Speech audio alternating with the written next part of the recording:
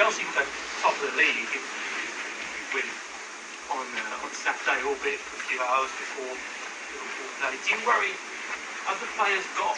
Is there going to be a lot of pressure on them? No. If they do it and they get top. No, I don't think so. First of all, because we try to focus on the game, not on the consequence of the game that can be leader for a few hours. So this is the first reason. And then since we start, I'm trying to convince the player not to just to be focused on the game plan, how we can beat them, how we can do the right things, no more than that. So I don't think that they can get or they can have some pressure about the consequence of the win, because first of all you have to win. Andy? Hi Enzo. I know you touched on it briefly earlier, but just now that you've got no European football until March, it's about trying to keep. You've been kind of lucky. You've got such a strong squad of players, such ambitious players. Trying to keep them happy between now and March, when you won't have the European football, because obviously the FA Cup won't offer you as many opportunities for games. Is that a dilemma that you're going to have to face for the next 3 months, and how will you approach that? Personally, I'm not worried about the next 3 months. If the player they are up, the only thing I can say that we have many games, and if they do the right things, if they work properly, for sure they all gonna have chance to play games. Difficult though to fit everybody into that plan, because one of the hallmarks of you being here so far has been a very it's looked very distinct. There's been some transition between the two squads, but it's looked quite separate. So this is something you're going to have to manage for the next 12 weeks or so without the European game. For instance, next week we have 3 games, so we continue to play many games. And then in January the FA Cup will start.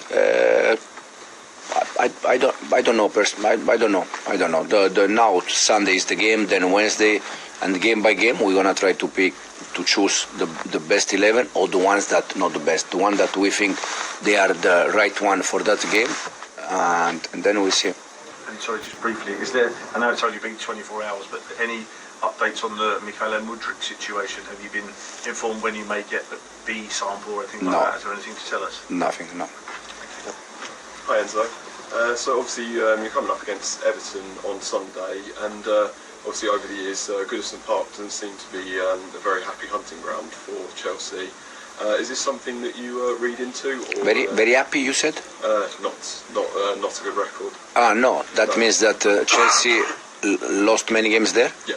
Okay. Is this something you read into, or is it more or less you're just... No, it's something that I didn't know, to be honest. I just realized now, but the same thing they asked me after Brentford game, that Brentford in the last 3 years they always beat us. Hopefully we can go there and beat them. For sure that will be a tough game.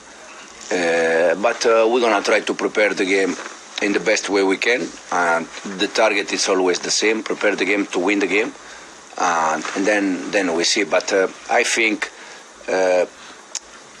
Everton Stadium is not tough only for Chelsea. I've been there many times. It's tough for any club, but we're gonna see. Thank you. James? And just on winning and going top, is it also important that you put that little bit of pressure on Liverpool before they play and take that opportunity? I don't know if we win, they take that like pressure.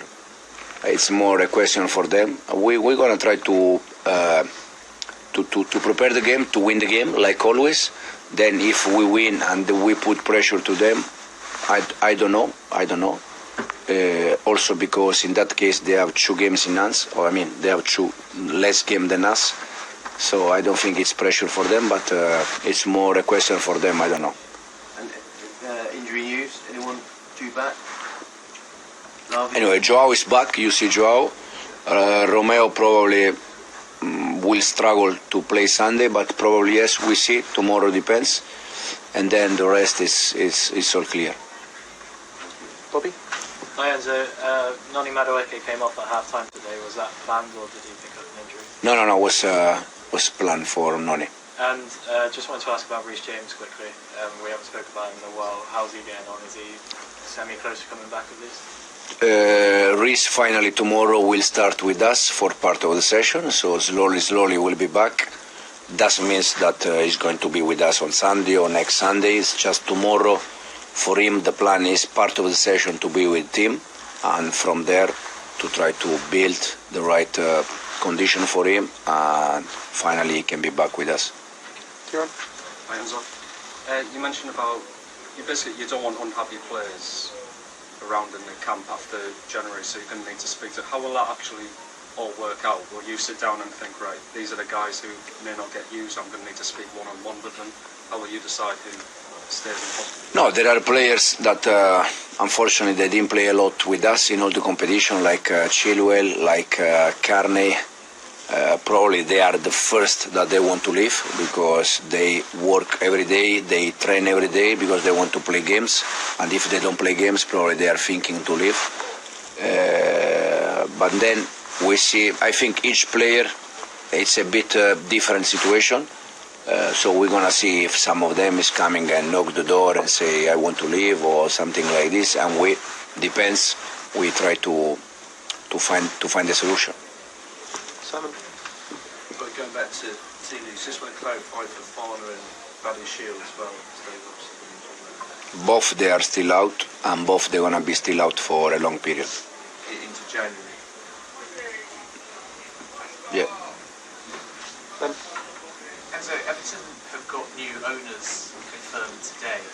First of all, does that make the game trickier? There might be a bit of a bounce. And then from your own perspective, when you first try and make an impression on an owner, whether it's Todd at Leicester or Todd Bowley at Padade Bali here, give me a bit of insight into what sort of goes through your mind and how you try and build that instant bond with an owner that you're working with in the early stages.